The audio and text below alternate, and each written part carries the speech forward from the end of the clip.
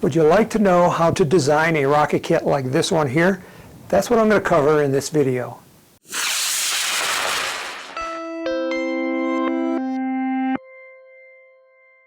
Hi, I'm Tim Van Milligan from Apogee Components. Today I'm going to do something different. I'm going to show you how I design rockets. Now this here is the Zephyr, and its older sister is the Peregrine, and I'm going to design the next rocket in the series, which is the Katana.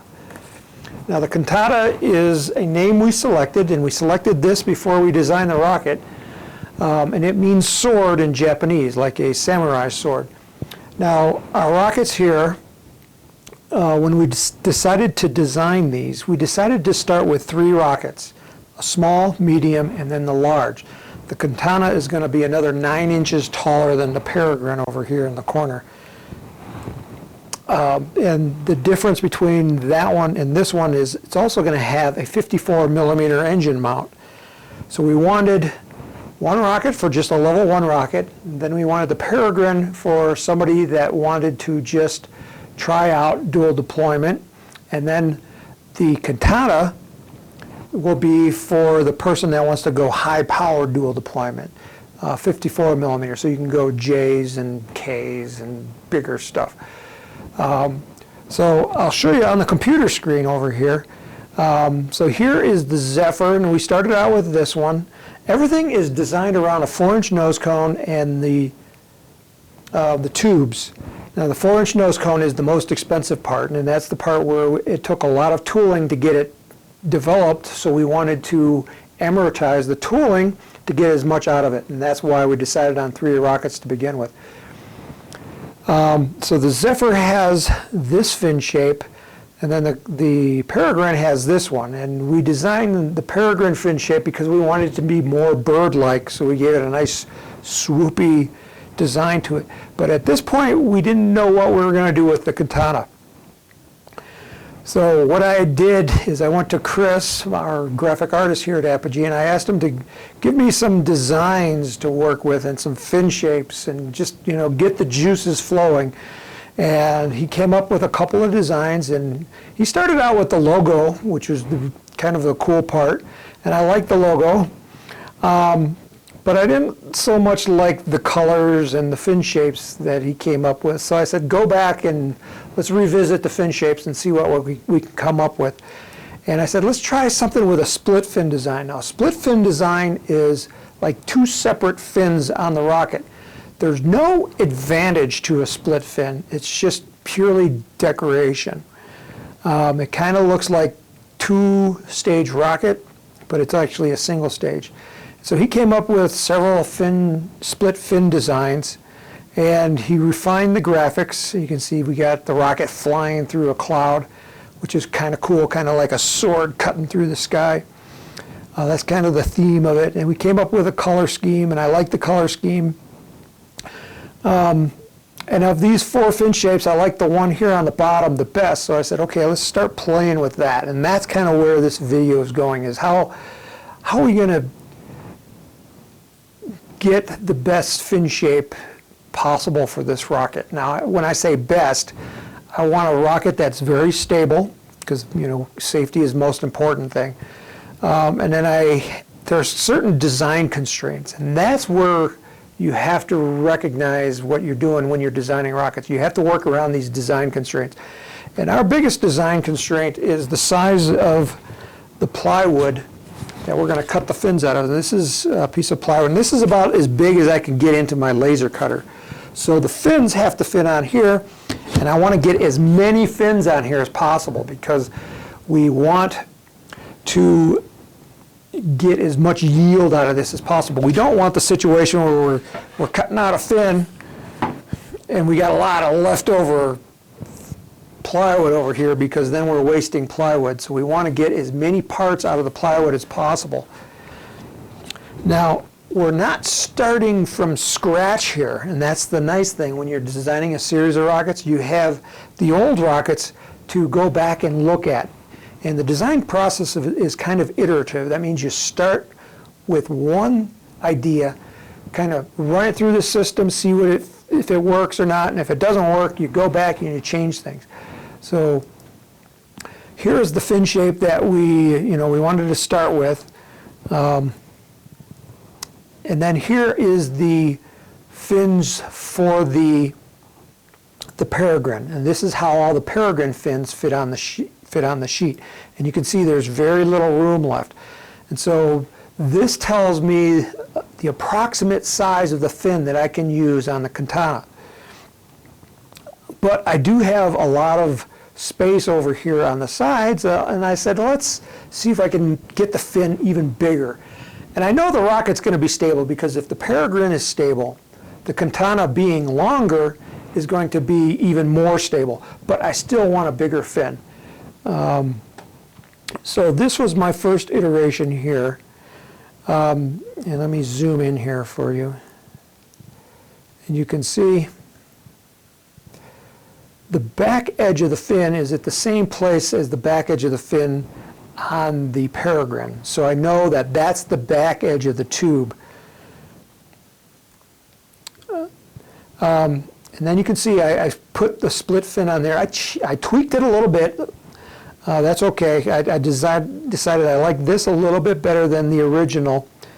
The one thing that I wanted to be careful of is that this back corner over here not hang below the corner of the rocket tube, because I don't want the rocket to land on this fin. With a split fin, the fins are actually weaker than a solid fin like this, because we're going to cut a slice right through the middle of it. And so each of the parts, because they're narrower, they're going to be more flexible. That means they're going to be a little bit more weak.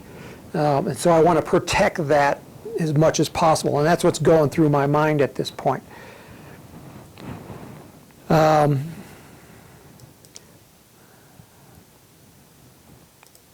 So the next thing I did is I sketched out, and you can see over here,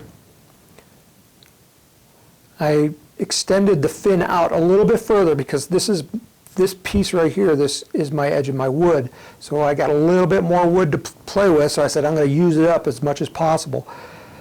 Then I drew the fin, oops, wrong one, this one right here. And you can see I now added the through the wall fin tab. So that's, oops, sorry.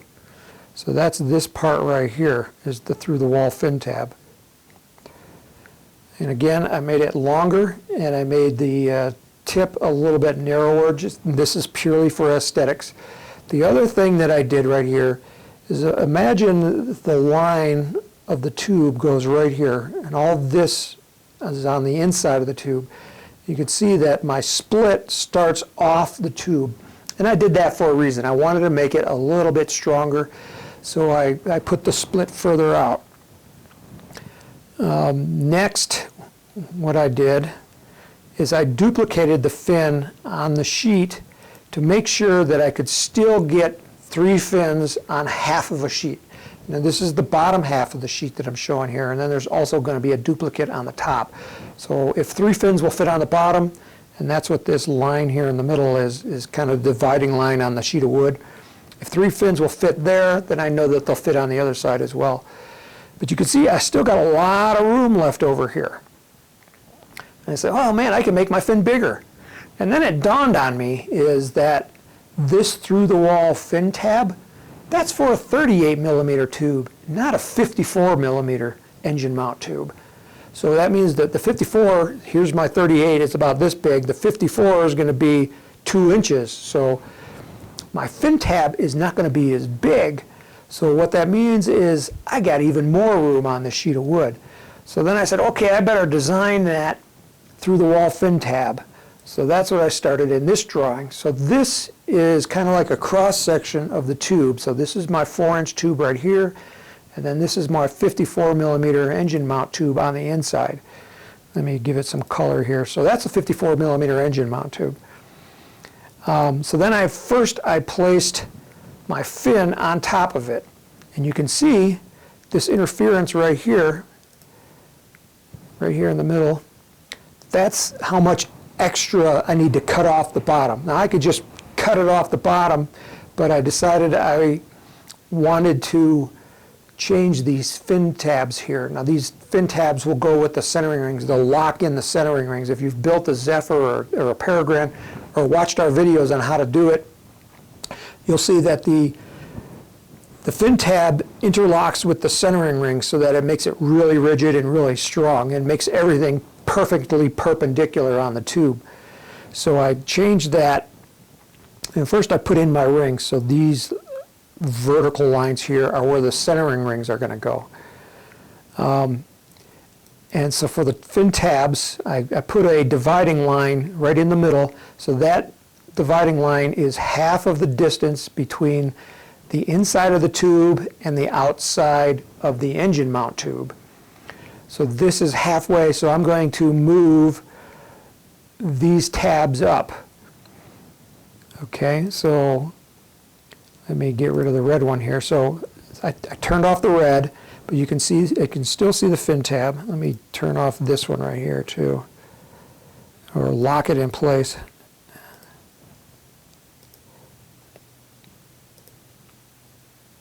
Okay. And then what I do is I just grab the corners. See if I can grab this. Yep. And I'm going to zoom in here so I can see it. And I'm going to just drag it up to there. And so I dragged both tabs, so this tab on the other side went the same way. And then I'm going to do the same thing for the bottom one right here, like that. So now my new fin, you can see it fits nicely in there. But remember, I said I got more room to work with. So if I went back here, one thing that I can do is I can make the fin longer. There's not a, I can't do too much making it taller, but I can make the leading edge further forward towards the nose cone. Again, I want to make this fin as big as possible. That's going to make it stiffer and make it stronger.